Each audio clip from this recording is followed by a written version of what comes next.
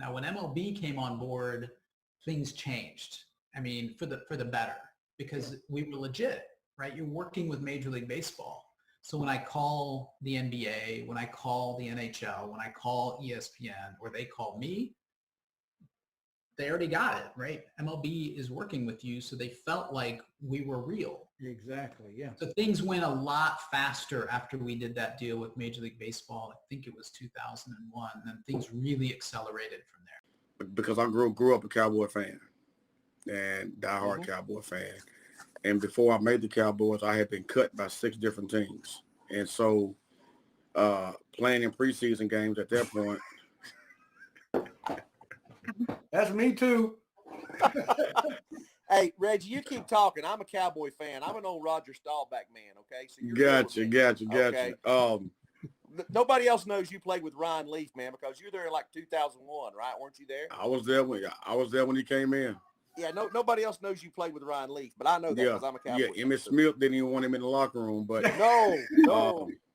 I got stories about that, man. But we like to go for it on fourth down. We're right.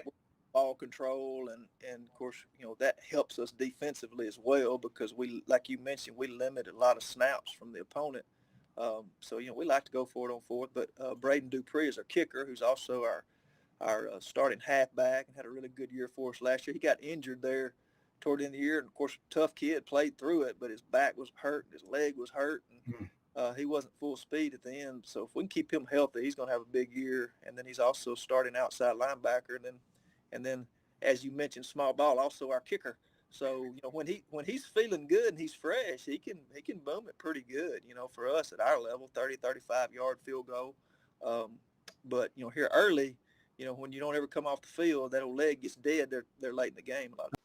For a coach to turn a recruit green if nobody else is on him, it may work 1 out of 10 times.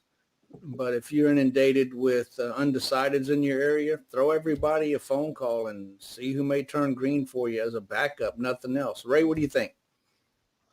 I haven't had any luck with phone calls or materials. I've tried that on undecideds, and they stayed undecided and enjoyed the material, but that was about it.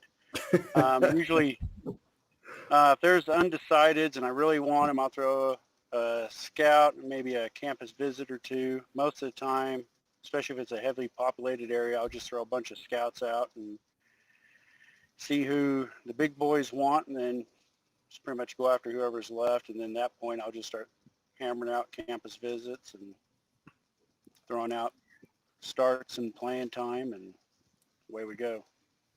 Now, I know Cash uses those booster gifts. He's always promising cash and women, right? I've only been caught twice. That's it. If those worked, I would try them. But I usually I started recently. I actually started doing the coaches calls. Doing the $10 on the undecided guys, and might spend $1,000 or whatever, or might spend $900, $500, whatever it is, and you might get 2 or 3 guys that even turn. But sometimes you do find a diamond in the rough. You find a guy that he might not be your number 1 or 2 guy, but he's there in case. I think Alec is Snake P. $2 bag chucker. Snake P. I remember Snake P. Oh my God! I think that's the older version of Snake P. Yes. I love Wow, that goes way back. Yes. Yes. That goes back to the Geno Mail days, man. Yep. Yes, sir. Who on here got a Geno Mail back in the day? And we go to a game and we hang out, and they would ask, they all want to ask, how do I win? Whatever their game was. That's all they want to know. And then we go out for beers or whatever after, and they're all talking like you guys are talking. And people would come up, and I swear to God this would happen every time. People would come up and say, where do you guys coach? Because they're overhearing the conversation of recruiting and strategy, and I thought I had this game in the bag, and then last second, whatever. And people stop and say, where do you guys coach? Because you cannot tell the difference between real coaches that are talking and what if sports coaches that are talking? To the outside world, it's exactly the same. And these people are emotionally invested in these players. And I would be sad. I would be sad when this kid that nobody wanted, I recruited as a freshman, he becomes all conference and then he graduates. You're like, I want to give him a little jersey, the last home game. You've got some guys that you mentioned are being moved around. What about that monster defensive end? Robert Dover. Hey, he's still a monster. I ain't kidding. He's just special. He's really, really athletic. He plays everything. He's 3-sport athlete. I get some weight on him, he would really be a monster. But any college coaches see this, you need to look at this guy. Has there been any thoughts about putting him in the backfield? You think about getting him the ball because he can run. And right, yeah. And you think about putting him at Mike linebacker so nobody can run away from him. There's a lot of things you want to use that guy for. You want to put him at tight end because he's going to wear somebody out. Mm-hmm.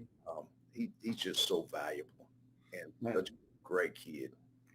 The hyperlink, if you will, that you can click on, and it gives you more detailed information, such as in this case, Harris can't get the pass off to Sampson, and you can see that in parentheses is Rodriguez, and it'll also tell you the depth of the particular pass pattern. So who is Rodriguez? Well, if you click on the X's and O's, there's a listing of each team's players that are on the field for that particular play. And in this case, Sampson is indicated by your wide receiver, and your defender, Rodriguez, is indicated by the strong safety. When I was with the Detroit Lions, I absolutely annihilated the Redskins, and I annihilated Fred Smoot, who's my buddy. He was a cornerback then. That's also the very same game that Sean Taylor blindsided me, and I didn't know which way was up. The big 2-1. Rest in peace, Sean Taylor. Mm-hmm. But he caught me across the middle. I wasn't looking, and all I remember is my feet and ass being in the air. But now you've got at least 10 defensive starters coming back. That's going to be a stout Hornet defense. Well, it should be. I think the biggest thing is motivating them to play every play. A lot of those guys are 2- and 3-year starters, and they've done a great job. And, I think the biggest thing is consistency with them. They have to play fast. We're not over bluntly a big defense, but we are a long, tall defense, and we have speed. And those guys are going to have to play hard every play. Like you said, we have a lot of starters, a lot of returners. We have a lot of guys who played. Matter of fact, we had 4 guys who played in the state championship game last year that never played a significant down in the entire season. That's something that our guys got to understand, is that this next man up mentality. Can I cuss on your show? Absolutely. All right. So I get a voicemail from Major League Baseball. Like, hey, this is Alexander Pigeon was his name. I still remember. And I want to talk to you. And I'm terrified to return this guy's voicemail because I'm assuming he's an attorney and we're going to get a cease and desist. Oh, some kind of infringement. Right. And sure, that would be, I think, what most people would assume. So I don't want to return his call. And it was like George Costanza, where the girl wants to break up with him and he won't answer the phone. That's what I felt like I was doing.